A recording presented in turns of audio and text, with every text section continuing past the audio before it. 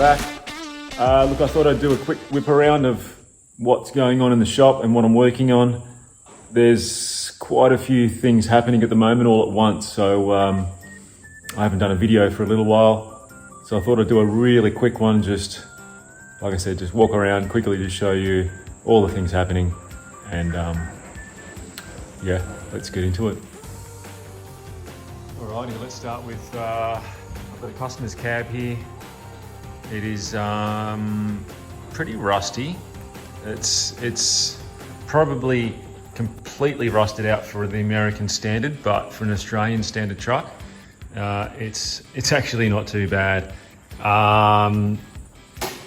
Obviously the rear, what do you call that, cab back is obviously bad. The floors aren't too bad.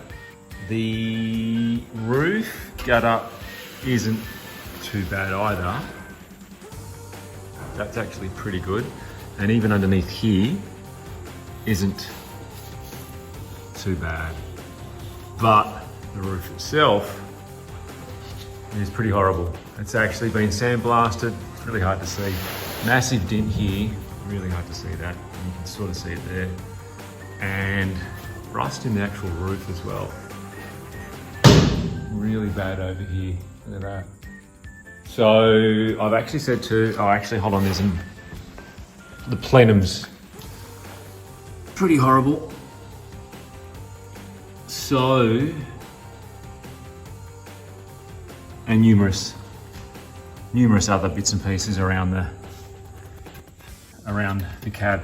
So I've said to the client, look, you're better off finding a different cab. Main reason, I mean, look, you know, everything can be fixed and everything can be repaired, but how much money do you want to throw at it?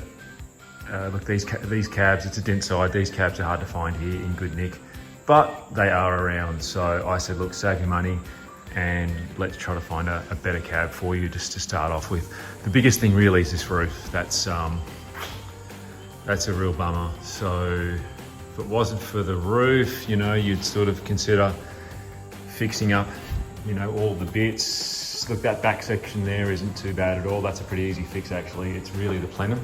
That's a big one, as we all know. That top section over here's got to come off in order to get to it properly. I mean, everything's come out of this thing, so it's not too bad, but you know, to do it properly, look, even down the sides there, it's all pitted and pretty horrible. So anyway, we'll see what we've come up with. A mate of mine said that he might be onto a decent cab, so we'll see what happens there. Crew cab, 67 crew cab. So underneath's all done. Bed floor is actually all done. Now this has been a lot of work actually, more than I thought. But all the rust's out of it now. It's actually turned out really, really nice. There was rust around these little trays and around the guards through, or inner fenders through here. And I think that front firewall, or that front bed, was a little bit rusty as well. So, pardon me.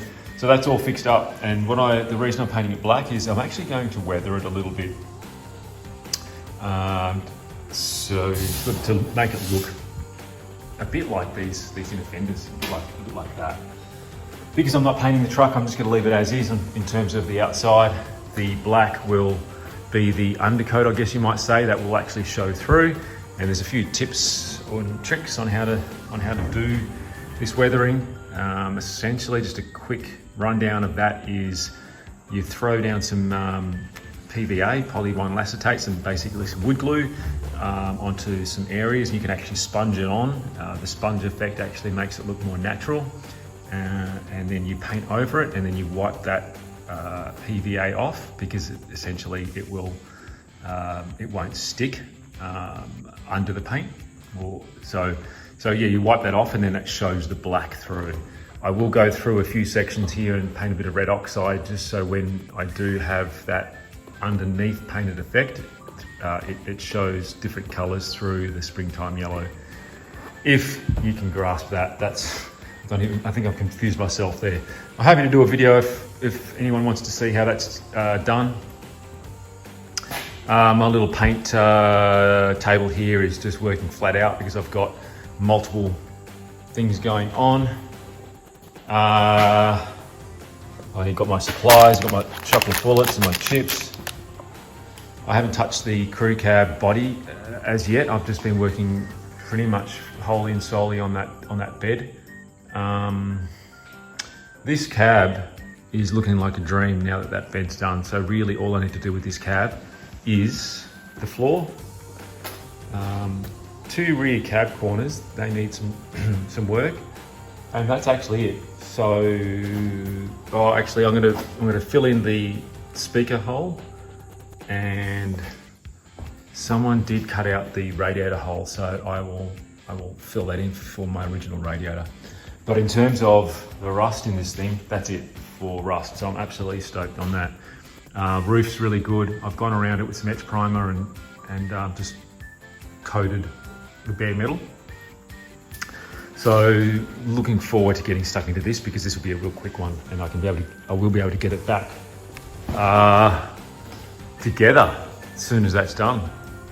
So that's good. The front guards, I've completed those. Front fenders, the bottoms, I did a video on that. The bottoms were a little bit how you going. Replaced those. Did the inners as well. So they're actually ready to go back on. Obviously I'm going to give them a bit of a paint and a bit of a wet weather. What else we got? I've got to straighten up that front bumper for the 67. The grill's really good. Hood's really good. And yeah, I think that's it. In the shop, I've got a few Volkswagen things going on. That's what I do as a bit of a side hustle. You can check out Skin Knuckles. That's Instagram or website, skinknuckles.com.au, if you want to see what I do in my spare time. I haven't done anything with the Golden Child. That's sitting there waiting under a cover with dust all over it. I have got these 6x16s that I've etch primed. They're actually waiting on me to give them a coat of Wimbledon white, I think it is, which is the standard sort of wheel colour that Ford did. And I'm going to take off the 7s that are on it and put on the 6s, because I do prefer that tall and skinny original look, which is actually the same as these. So they're 6s as well. The red truck. So gearbox, we're going away like I mentioned. I mentioned it a few times, but my wife and I are doing a road trip in this thing. We're heading to a place in South Australia called Streaky Bay, which is around the Great Australian Bight. So we're sort of heading up to a place called Orroroo, which is in South Australia, and then across to down across to Streaky Bay, and then back to Victoria. So that's the reason for the camper shell, and also the reason why I've taken this gearbox out, just to check the clutch. And there was a little bit of a noise in the which I thought was the throwout bearing, which I still do think it is. It's a little bit you can sort of hear that, which, yeah, I mean, they're both the same, to be honest. That's the new one, that's the old one, but look, I'll replace it while it's out. The clutch itself it's not too bad, definitely worn. While it's out, I'll replace it. I've got a new one here, which is thanks to a good mate of mine. A bit rusty, but that'll be fine. Pressure plate's actually really good, so happy days there. Gearbox is good, I'm not touching that. Just give it a good clean up. And it was just fully, obviously caked with mud and grease over the years, and ended up having a little part number on it, which I thought was pretty cool. The old red oxide with the yellow part number, which is what I did on the chassis for the 67 Crew. While it was out, the gearbox was out, the radiator had a small leak, brand new radiator, and it had a small leak, so that was a real bummer. The guy that I bought it off, which was actually off eBay, he was interstate, and he's like, send it back, we'll inspect it. And I'm like, oh man, if I send it back, I've got to pay for the postage, and then if they inspect it and, I don't know, for whatever reason they find that it's not their fault, which they'll obviously try their best to do that, then I'm sort of, I'm weeks or months behind. And I use this truck often, so took it to my local radiator joint, he said the top tank had to come off. Unfortunately, there were about 3 leaks along this top tank, and in order to do it properly, this tank had to come off. So that was a couple $100, which is a bit of a shit because brand new radiator cost me $800 as it was. Anyway, that's life. Camper shell is so close. I've got got the louvers in. I have my little drip rail here that I've put in. I've got my little hatch with my piano hinge.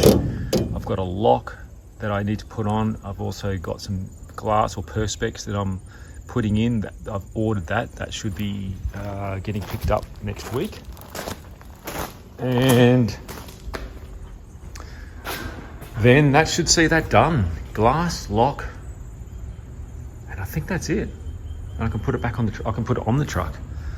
I've got a little winch mechanism that I'm going to set up on the roof here, so I can just winch up the camper shell when I don't use it and have it sitting up there, and then it'll be sort of a one-man job putting it on and taking it off, which will be a lot easier.